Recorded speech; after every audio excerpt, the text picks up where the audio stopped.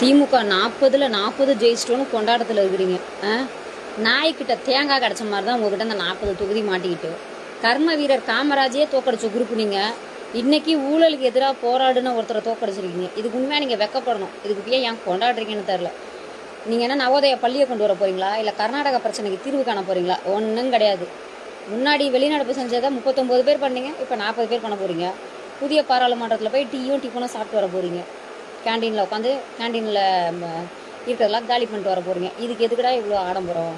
பாஜக தோத்துருச்சுன்னு ஒரு குரூப்பு. பாஜக எங்கடா தோத்துச்சு? என்னடா உங்களுக்கு எதனா விவரம்லாம் தெரியுமா தெரியாதா?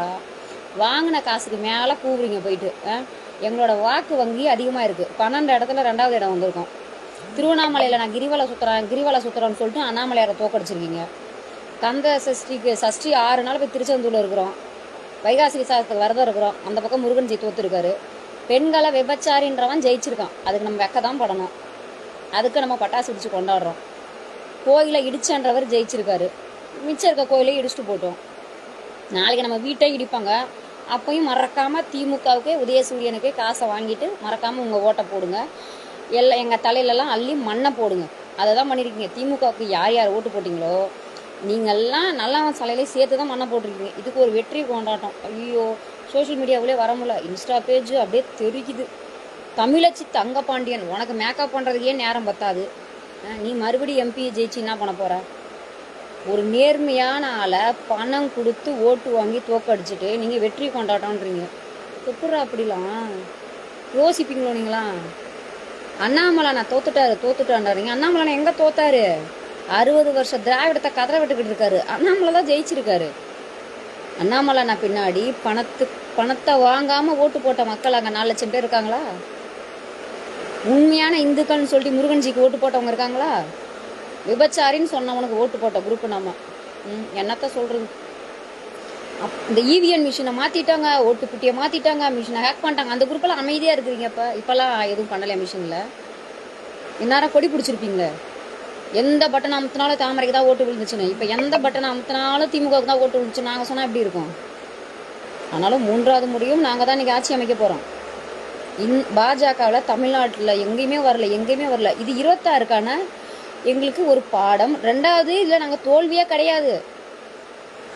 எல்லாத்துலேயுமே வெற்றியும் இருக்கும் தோல்வியும் இருக்கும். இதில் எங்களோட வாக்கு வங்கி உயர்ந்திருக்கு. அது ஏன் உங்களுக்கு புரிய மாட்டேங்குது? அதிமுகவை பின்னுக்கு தள்ளியிருக்கோம். அடுத்த கட்சியாக நாங்கள் உருவெடுத்திருக்கோம். அதெல்லாம் உங்கள் கண்ணுக்கு தெரியாதா?